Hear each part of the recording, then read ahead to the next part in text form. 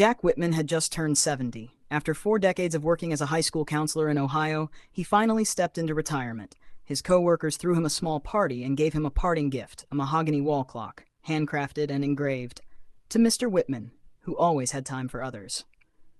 He smiled politely, said thank you, and quietly drove home. The house was too quiet now. His wife Carol had passed 2 years earlier. His daughter Ellie lived across the country and rarely called. He hung the clock in the den, where the afternoon sun spilled across old books and faded photographs. The clock ticked gently, as if it were the only sound left. Jack had spent most of his life in a hurry. He'd rushed through breakfast to make it to work, rushed his conversations with his wife, thinking they'd always have more time. He even rushed through reading bedtime stories to Ellie, saying, "Daddy's tired, sweetheart, we'll finish it tomorrow." But tomorrow doesn't come back once it's gone. In retirement, time slowed. He had all the hours in the world, but no one to share them with. The ticking of the new clock grew louder, almost mocking. "All those years," he whispered, "and I never stopped long enough to just be."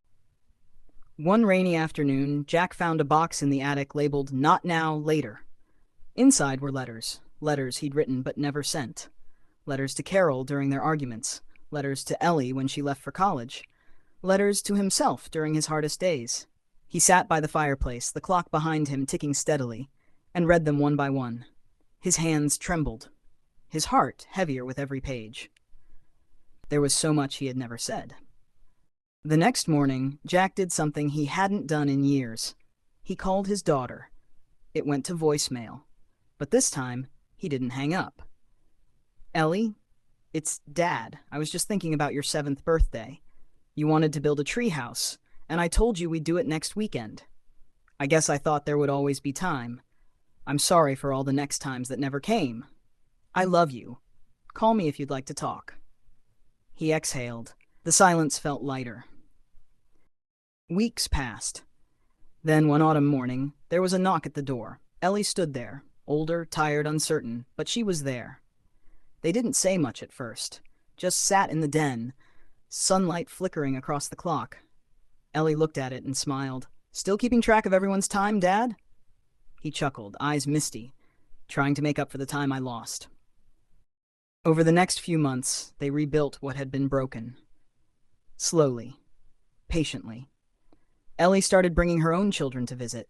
Jack told stories, cooked the old family recipes. He even picked up the guitar again. One evening, as the grandkids played at his feet, Ellie asked, "Do you ever wish you could go back?" Jack looked at the clock. "I used to, but now I'm just grateful I woke up in time." When Jack passed, the family gathered in the den. The clock still hung on the wall, ticking softly. Ellie placed a note inside it before winding it one last time. It read, "To the man who finally made time for himself, for us, and for what mattered." And so the clock kept ticking, not as a reminder of time lost, but of how it's never too late to begin again.